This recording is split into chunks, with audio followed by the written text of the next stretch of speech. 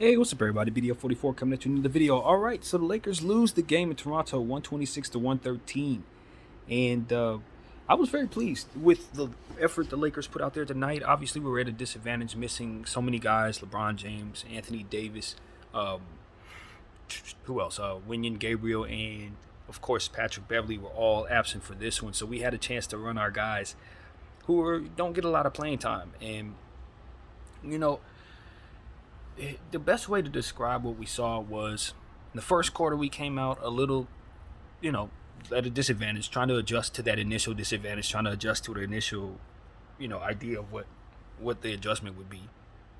In the second quarter, we made a lot of mistakes that catered to that, the lead getting out of hand. The Toronto Raptors really put their foot on the gas in the second quarter, try to run the score up, try to get a little distance as you naturally would in that situation. But what I saw was a Toronto Raptor team that was highly undisciplined from behind the arc, and they kept turning the ball over in ways that just kept us hanging around. And a Laker team who, even though they were struggling with themselves, were, as I was describing in the pregame video, getting better the more and more they stayed on the floor. Because that's all it really was about, was guys who don't play enough, who don't get enough reps, getting those reps. We've had issues trying to figure out our identity based on our core and the imbalance of how they meshed with one another. So we've really struggled with our team. A rookie coach and his first year with the team and all this different stuff. So we really don't get a chance to know who these guys are. They don't really get a chance to play a lot. And some of them just aren't very, seasoned in the league. They haven't had a big role in their careers. They haven't had a lot of playing time. They are young players, stuff like that. So what you want is games like this to just pop up randomly, to where you can give a guy who only averages about 5 minutes a game a full 25, 30 minutes to just get better against a starting lineup, a starting unit, match up against guys that he'll never have to match up against, so that he can go up against that level of difficulty. And then when he goes up against guys who he's going to be facing regularly, them third units, he's going to be his best self, and he's going to be able to press against those third units and they flex on them, because he's going to be used to playing against better talent. Now, we can't simulate this very often, which is why we need to take advantage of it right now, which is why I'm glad the organization set as so many players as they did. Problem was, there was one more player to sit, and his name was Lonnie Walker fourth. And I cannot stress it enough. Darvin Ham just needs to learn in-game adjustments, because that's the level of growth that I need to see him work on. Because what we saw tonight was him lean on the wrong people. And in a game like this, there's never excuse for that, because your whole game plan is about trying to get the most out of people who don't play enough. So for me, what I saw was him leaning on Austin Reeves, Russell Westbrook, and Lonnie Walker. And for me, that only partially helps us, because it keeps the score close enough for guys can feel good about themselves, right? So that they can have some fighting chance. But that's really the only purpose it serves, because those guys are a part of our regular rotation. So you really more so want to rest them if they're hobbled. And so Westbrook is a guy who can just play forever no matter what. But Lonnie Walker's dealing with a foot. So what we had out there was him shooting so much because of his regular role, trying to be one of the better players to keep us in it. And as a result, he was keeping us out of it because he couldn't hit a shot. So he was like a minus 1,000. And coach kept leaning on him, because naturally you lean on him because he's one of the better players, and you want him to get his reps too. But not when he's not healthy. He's a guy who needs his mechanics and his wheels to be right, because he's a muscle guy. He jumps off the ground and can fly better than most. So his jump shot and all that stuff is all catered to how he's feeling physically. So you don't really need him to do too much if he's not right. And so that's my thing. It was like we should have set him to, and then lean on Max Christie with the minutes that we gave to him, because that's what this was about. So I just felt like we missed a real opportunity to play Max some massive minutes. And then you look up and saw that we played Max in the second half, and you realize that we won both of those quarters. So it's like, if we would have played Max Christie in the second quarter the same way we played him in the second half, and leaned on him instead of leaning on guys who were, Lonnie Walker specifically, who was hurting and hurting us, you probably would have had a better chance to win the game. You know what I mean? That's really what it comes down to. I mean, you look up and it's like him and Austin Reeves. Lonnie Walker and Austin Reeves were the guys you're leaning on. It's like, yes, that makes sense. As you look at what you're doing, it's like, okay, those guys are going to be leaning on when Bron and AD and those guys, the big guys, are out there. So it's like, of course, we want them to be the focal point tonight to keep us in it. But if you follow me, the focus was not necessarily to win or to do anything with the score or anything like that. It was more so to just send guys who don't play much at guys who are starters. And so that was my thing. It's like, yo, we used a whole second round pick on Max Christie. He's obviously one of our most important young players, and he's also a rebounder. As we've talked about a million times, this is a guy who looks to search out rebounds. When he's on the floor with his minutes, it's his focus 99% of the time is to try to gobble up boards. And the second quarter, that was really the issue. We were having issues rebounding the ball. We were having issues rebounding the long three because the Toronto Raptors kept shooting it. 46 threes attempted by the Toronto Raptors.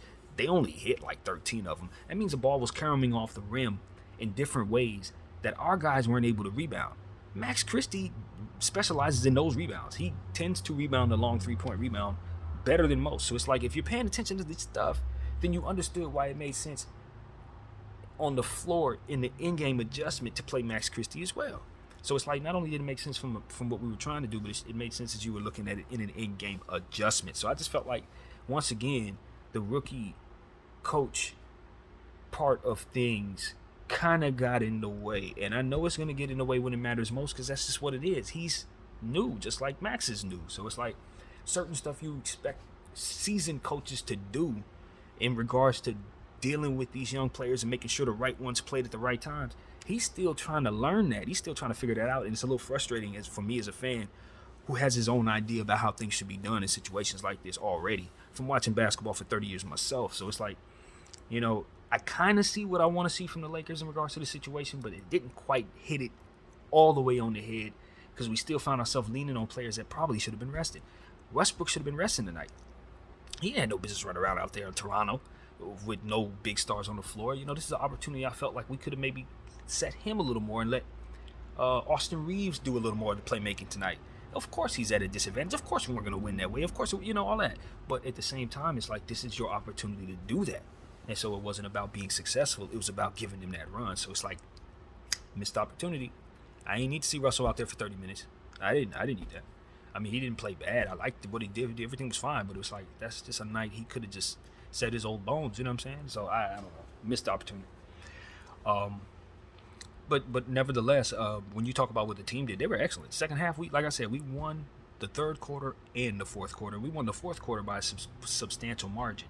It wasn't that guys were overly efficient. It wasn't like they were playing great, but it was just effort and intentional learning. Guys were literally learning. You know what I mean? They were shaking off the jitters and running plays. I thought Damian Jones, man, we don't give up on players. That's what we're learning. I've made the terrible mistake of giving up on people in this uniform this year, and they have turned it around. Every last one of the guys at this point I've seen play well. Because tonight I saw Damian Jones play well for the second game in a row. He had a double-double tonight and just did the things I needed him to do. Did he make mistakes? Sure. There were mistakes made. He's not an overly talented guy. We're not sitting up here saying we want guys to be greater than they are. But on a night like tonight, you get me a double-double. Next time I check you in the game against a third unit, I know that I can trust you to play well. So long as we keep you in rotation. And that's on the coaches and our guys, the bigger guys, to not roll their eyes when they see you check in, not lobby for you not to get playing time or whatever it would be. Not assuming that's happening, but what I'm saying is these are the type of things we want guys to trust in each other more so than I trusted in them, basically, as I was speaking 3 and 4 weeks ago. Have more faith than BDF did in guys like Damian Jones, because on nights like tonight, they really do show you that they can play a little bit, and that's why we wanted them on the team in the first place. So that's a good show, man. I like that from Damian Jones. 2 nights in a row, he's made BDF 44 pretty damn happy.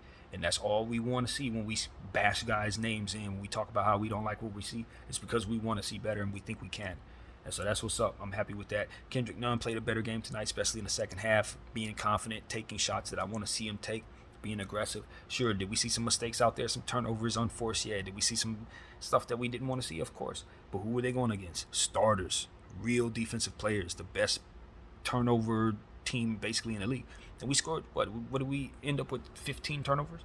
I said we would get 16 automatically. We only had 15, less than I expected. That's a good thing. What did we lose the rebounding total by? 8? And you're considering all the length that they have? All of the league's forwards basically play on this team, and we only lost the rebounding total by 8? We got something like 40-something as a team without AD, without Bron. That's a win. So you look at all this stuff we're talking about, and then the one thing that I was hoping to see was a dynamic that I really wanted to see, which is why I look at this as an overall success. Because when they put in their third string guys, we still had Damian Jones on the floor and Kendrick Nunn. Now, normally, in my mind, their third string guys are probably better than our third string guys. Delano Blanton and those guys, Malachi Flynn, I like those guys, upside guys that you really, really, really like. But here's the deal. Because Kendrick Nunn and Damian Jones and those guys had been on the floor against their starters, as soon as you see them check in against those guys, our guys were able to flex. We were able to see them have to adjust out of their man-to-man and go into a type of zone in order to successfully beat Kendrick Nunn and Damian Jones, because Damian Jones and Kendrick Nunn got the playing time against real talent that made them more effective overall. So when they saw them lesser guys that they normally have trouble with, they were like, man, they can't see me. I'm faster because I've been guarding people better than me. I'm more efficient because I've been being defended by guys better than me. And now when you come up against me, my confidence level is high. That is what tonight was about. I don't give a damn about the score, because next time we need to rely on these guys, they can refer back to this fourth quarter and the way that they played, and to find that confidence within themselves. We can show them that tape next time they play foul, that fourth quarter of the Toronto game when they really did good things. Thomas Bryant was excellent tonight, offensively particularly. The way he ran the floor in the second half, the way that he got the block on one end and then came back down and ran the floor for the layup on the other. Very entertaining stuff, man. It's exactly what I want to see from my big guy. I felt like I was watching Laker basketball tonight, and that's what I want to see, man. Guys didn't disappoint me. I didn't care if we win. I stand on that. If we're playing in situations where we're outmatched, we're just going to strategize an understanding of what to root for so that we know what our measures are. Wins and losses are the bigger picture. And the only way we're going to be good enough to control those things is if we take these opportunities and get better. And tonight, I think we did that. I give the team a B+ based on the coach's decision to not go to Max Christie enough and leaning on Lonnie Walker, who's obviously needs to be sitting for his rest, because we're going to lean on him. I want us to lean even more on the lesser guys in Philadelphia if we have the same dynamic. And I have no problem with us having the same dynamic. The only problem with that is going up against Joel Embiid, it's demoralizing. That's the problem. You know, if he's out there and he decides to go for 70 and 80, it's kind of hard to work any of these principles because he's going to be doing what he's doing. But what I can say is you still have to keep the same mentality because he's the highest pinnacle level. So if I send Damian Jones out there to get chewed up by Joel Embiid, next time he goes up against so-and-so in the third string, how much better, how much quicker, et cetera, same dynamic. So it's going to be tough, but that is the whole point. We just want to take this road trip, give it the entire proverbial finger, and set our standards for what it is we want it to be, rather than what it is that it's supposed to be, and the standards that were set for us as they put that nonsense on the schedule for us to try to fight against. It's going to be a glorified training course for our young roster. That's what it's going to turn out to be. We're going to get better this month. All these road games and all of this, we're going to get better. And that's what I hope this team is intent on. Wins and losses, if you look at how the team is structured and the season is structured, and the way that the schedule is the word I'm trying to look for. If you look the way they put these teams together for us to face, most of our road games are in this flurry. Right here, between now and January 4th, we're going to get the most of all of the road games. It's right now. So what does that mean? If we use this time on the road as a strategy to get better, we're going to use all that we've learned on the road against home team situations. We're going to be on our home floor for our guys to have taken what they've learned in this month training course and apply it to their regular roles and in the rest of the season. I'm telling you, and we're going to need to lean on those guys more because our stars are going to need to be able to be healthy by the end of the season. So this is going to set up just fine if everybody buys into it and if we can weather the storm by keeping healthy bodies on the floor. And that's on Rob Pelinka and Jeanie Buss to make those executive calls to assure that we have fresh guys out there at all times. So that's what it is for me, man. I look up and I see our South Bay Lakers won their 7th straight basketball game. What does that tell you? That tells you that there are Los Angeles Lakers who are playing well right now that we don't have in our uniform right now. That's what that tells us. Guys that we can easily call up and put on the big team who are in the middle of a 7-game winning streak right now. Let that sink all the way in. because that is exactly what the hell we need to be doing. Patrick Beverley, I love you, brother, but that roster spot needs to be given to Scottie Pippen right now. The way that they playing down there, he needs to be called up. And there are other guys, I'm sure, on that team who could help us as well. We need to keep them fresh bodies around and send some of these guys down there to get more opportunities like they got right here, because that is what's best. I'm telling you. You want Kendrick Nunn down there running around with that team who's won a 7-game winning streak. You want him down there being a part of that so he can get the reps. You want Damian Jones down there getting double-doubles against them so he can get the reps. And if we're doing these type of things as an organization properly, and we're rotating these players the way we're supposed to so that both South Bay and some of these guys can get proper positioning in both leagues, I promise you our organization will be better for it 2 years from now.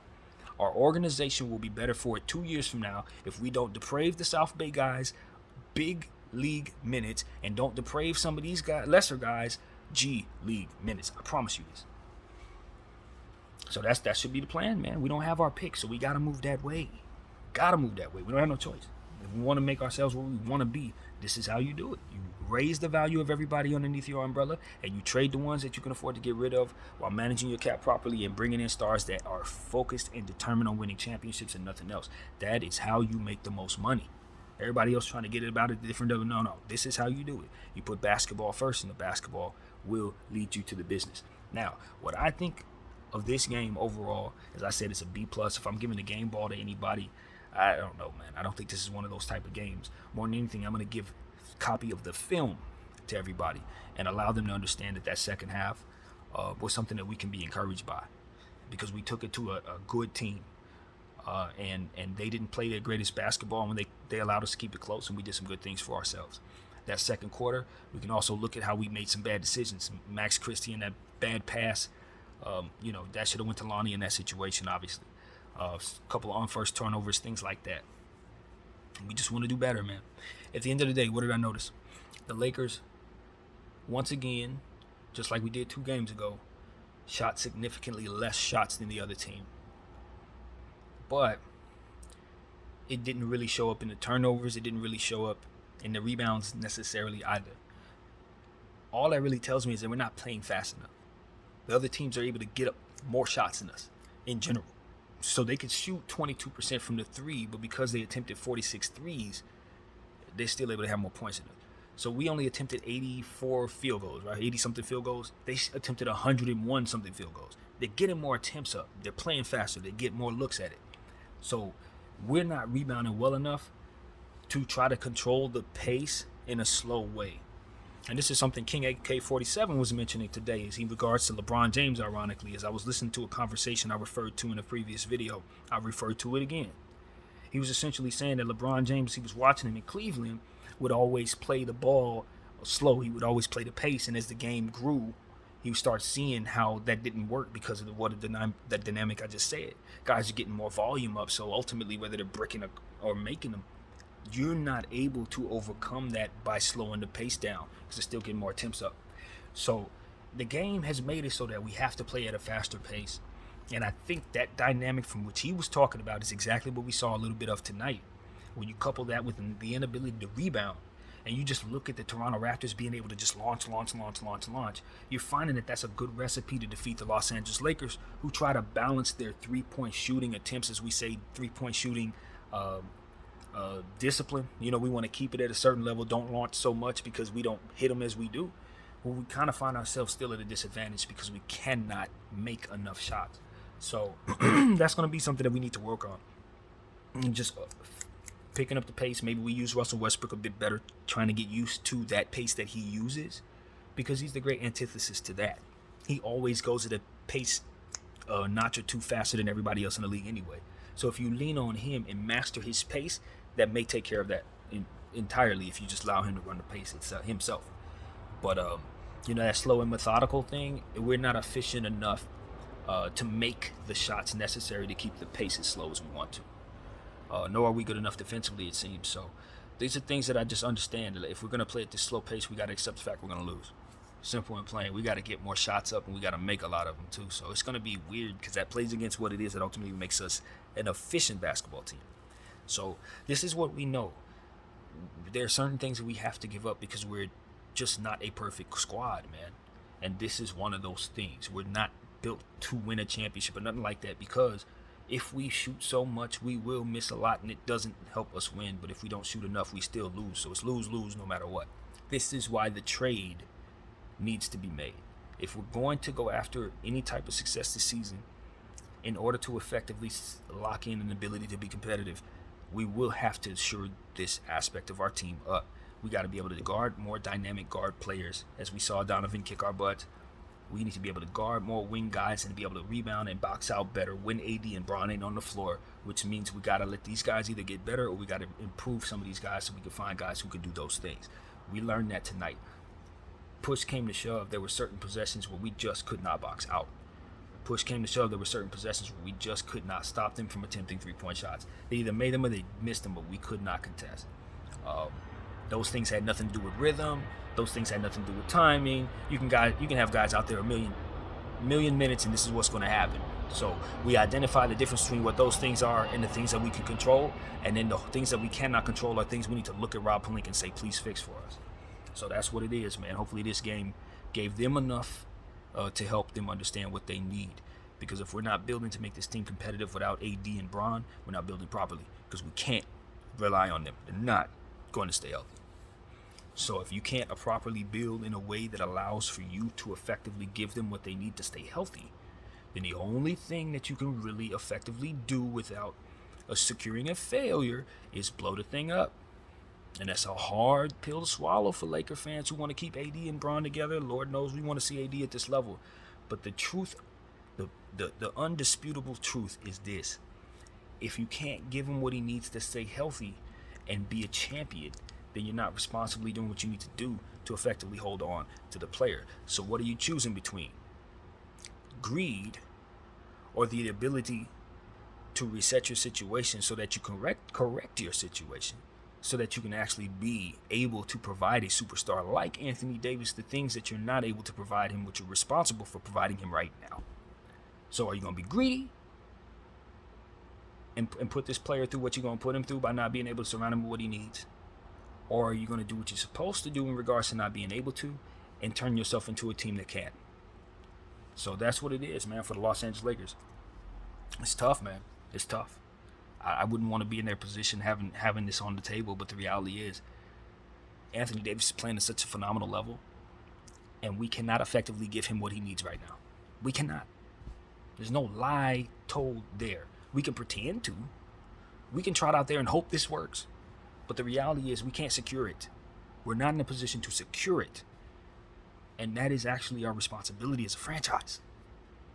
And I deeply understand that. I deeply understand that. So it is what it is, man. That's what we're going to try to help the team be better, though. It ain't no sense in quitting. I mean, if Genie makes a decision to keep AD and Bron, then we got to get better with what we have, and this is how you do it. Nights like tonight is exactly how you do it. Swapping players in and out of the G League and letting both of these things happen the way I described it is exactly how you do it. This is how you make it so that doesn't have to fail. By keeping fresh bodies on the team and centering your focus on making the other guys better 100% of the time. And the superstars that you're leaning everything on, they're actually an afterthought as it pertains to your focus. It's the only way it works. It's literally, they have to take care of themselves. Bron, AD, and Westbrook need to be responsible for themselves. And if we focus on the guys who can't take care of themselves, more or less, and make sure that they're as sharp as they need to be, then we've done our job as a franchise, baby. That's all we can do. So that's what we're supposed to do. So as we approach the Kobe Minute, we, of course, want to salute. Obviously, we want to acknowledge this is the Toronto Raptors. We lost to tonight, and we scored 81 points against the Toronto Raptors in a basketball game, second highest total in the history of the sport. So we want to always show love about that, and we never ever go up against the Toronto Raptors without reminding Drake and all of them that this occurred. It happened. Don't forget it. So that's what I got to say, man. Sending much love out to everybody in the six, man. They held us down. They were very respectful to our players. I saw a lot of good out there. Prayers out to Juan Toscano-Anderson, who rolled his ankle. He suffered another injury tonight, fellas, to another one of our bigs. It's the kind of thing you did not want to happen at all. Juan is a great guy, man. Obviously, for our basketball club, you know, extracting him isn't as important, but as a person, you don't want to see none of our guys hurt ever. So we definitely sending prayers out to him and hopefully speedy recovery, get him back out there quick. So that's what it is, man. We just don't want to lose players, and at this point, losing bigs Yeah, that's just horrible. So, but the good thing is we're getting good play out of Damian Jones and Thomas Bryant. They continue to shine, and we need to continue to use them. I wasn't in love with using them at the same time, though. I saw him put them on the floor at the same time in the fourth quarter. I don't think that's where to go. There's balance to be found. Do we want to not go small? Yes. Do we want to overload on those guys? No. You're interchangeable, and let's just keep balancing that way. We don't want to exaggerate that either. So yeah, let's just match up out there. I think going to Troy Brown tonight should have been more so. Copy and paste what I said in regards to Max Christie, Troy Brown as well. Just didn't lean on him enough. Too much Austin Reeves, too much Lonnie Walker, not enough Troy Brown, not enough Max Christie. Those guys were plus in the plus minus tonight, and the other guys were hurting in the minus. And so in games like tonight, yeah, maybe you do want to lean on the guys who were doing well. Maybe, I don't know. It depends on how you see it, but I think for the sake of trying to overall see production, leaning on the hot hand would have gotten you that. That's basically what the truth is. So yeah, man. If you want to give credit to the other team, I mean, I didn't really focus in on them tonight. I guess because they were going up against who we were, but they put on a solid performance. I didn't think they played as good as they should have, given who they were playing against. To be honest with you. Individual guys, I guess you can say. You saw some good things out of OG Anunoby and Pascal Siakam. Christian Koloko played great on the defensive end. That kid really stood out. Some of the shooting that I saw out there was just head scratching though. I just don't understand. Some of the shots selection that Toronto took tonight, I'd have been going crazy. But it is what it is, man. That's why I'm appreciative of being a Laker fan, because we do value our three-point shot and our discipline. We try to take care of the ball.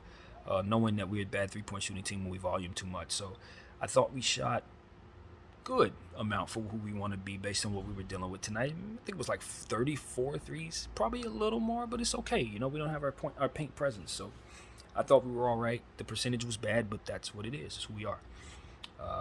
Free throw shooting, excellent. 10 for 10 for Thomas Bryant from behind the arc. Other guys were also phenomenal. So we shot like 90-something% from the free throw line. So the free throw shooting was really stand out for us tonight. And that is what I think comes to mind for our team. It was another point I wanted to make. I don't remember what it was, but you just want to try to pick up the pace so we can get more volume of shots up. I thought we did an okay job of trying to draw fouls against big guys. I thought we were attacking. Dennis Schroeder did some really good things in that regard. Russell Westbrook, I like how they attacked. Troy Brown. Okay, over the last two games, the one thing that I can honestly say that I need our coaches to really work with on Troy Brown is his handle, man. The boy can barely put the ball on the floor.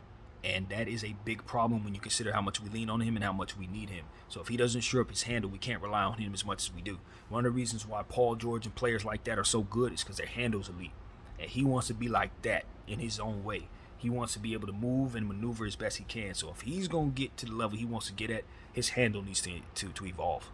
It needs to evolve from where it's at, and needs to evolve in a real way.